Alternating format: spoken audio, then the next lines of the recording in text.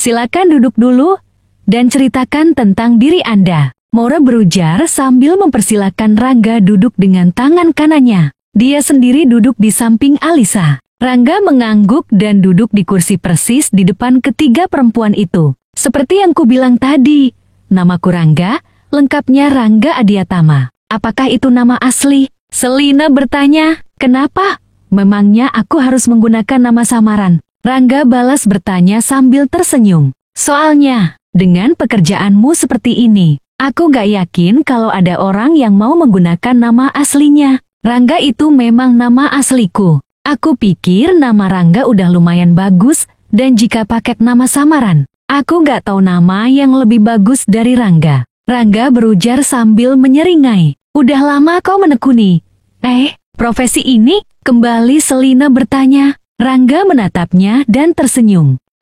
Maaf, bukan maksud kami untuk menginterogasi, tapi kau orang pertama yang kami kenal yang menekuni profesi semacam ini. Selina berkata perlahan setelah melihat tatapan Rangga. Gak apa-apa, lagian kita memang sebaiknya saling mengenal. Aku udah sekitar 3 tahun menekuni bidang ini, tapi sempat terhenti cukup lama karena COVID. Rangga berkata perlahan, masih sambil tersenyum. Bisa nggak diceritain gimana awalnya sampai kamu bekerja beginian? Kini More yang bertanya.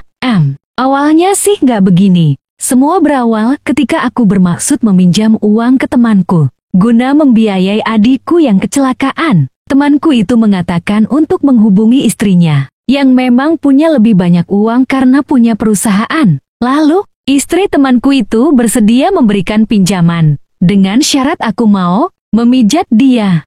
Menarik, memijat? More bertanya sambil mengerutkan keningnya. Iya, aku diundang ke ruang kerjanya. Di ruang kerjanya, istri temanku itu kemudian membuka bajunya, lalu celananya, lalu pakaian dalamnya.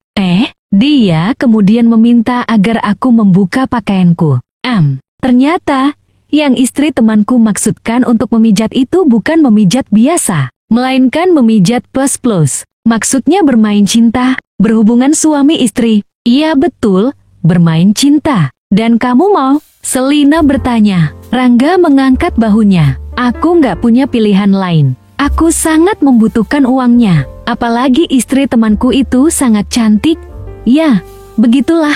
Kenapa dia meminta kamu melakukan hal semacam itu? More bertanya. Dia bilang, pernikahannya nggak bahagia, suaminya. Temanku itu punya penyakit diabetes yang membuat dia nggak bisa menjalankan fungsinya sebagai suami secara maksimal. Katanya sih, dia udah berusaha bertahan, berusaha menahan. Namun akhirnya dia menyerah. Sebelum dengan kamu, apakah dia udah pernah begituan dengan laki-laki lain selain suaminya? Selina bertanya. Rangga menggelang. Menurut penuturannya, aku laki-laki pertama selain suaminya yang menyentuh tubuhnya. Terus gimana? Istri temanku itu rupanya cukup puas dengan pijatanku. Dia kemudian memperkenalkan aku ke beberapa temannya yang bernasib sama, yang merasa tidak puas dengan pernikahannya. Jadi selain istri teman kamu, kamu juga, memijat teman-temannya. Yap, dan kamu dibayar? Iya, tentu saja aku dibayar. Jadi, hakikatnya, aku ini seorang. Rangga terdiam, mencoba mencari istilah yang tepat. Pelacur. Hakikatnya kamu itu laki-laki pelacur. Alisa yang sejak tadi berdiam diri, kini bersuara.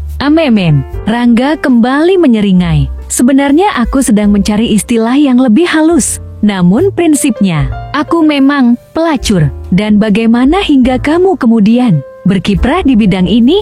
Sebenarnya ini juga nggak disengaja, kata Rangga. Ada salah satu klienku yang berniat untuk bikin kejutan dengan bikin pesta lajang untuk temannya yang bakal nikah. Dia kemudian iseng bertanya padaku apa aku bisa membantu. Aku bilang, aku nggak tahu soal itu tapi aku bisa mencoba. Dan rupanya aksiku saat itu cukup memuaskan. Ketika ada pihak lain yang berencana bikin, mereka mengundangku.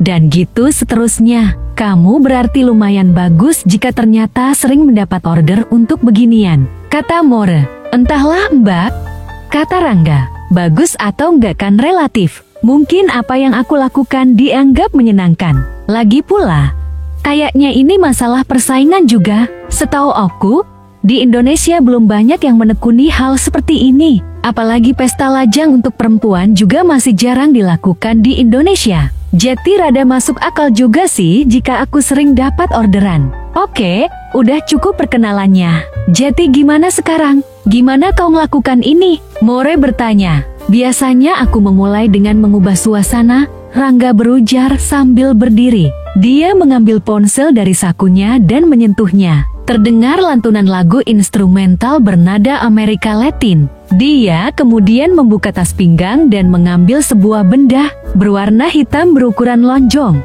Dia memencet dan meletakkan benda hitam lonjong itu ke atas meja. Dari benda itu keluar sinar berbagai warna yang bergerak dan berputar. Rangga kemudian mematikan lampu di ruangan itu. Lampu ruangan padam dan berganti dengan balutan sinar beraneka warna yang berasal dari benda mungil itu. Wow, More memuji. Setelah lampu ruangan dipadamkan, langsung terasa perubahan suasana. Mereka kini seolah berada di tempat lain. Berada di tempat asing yang memiliki sinar lampu yang memukau. Rangga melirik ke jam tangannya. Sekarang pukul 7 malam lebih 41 menit.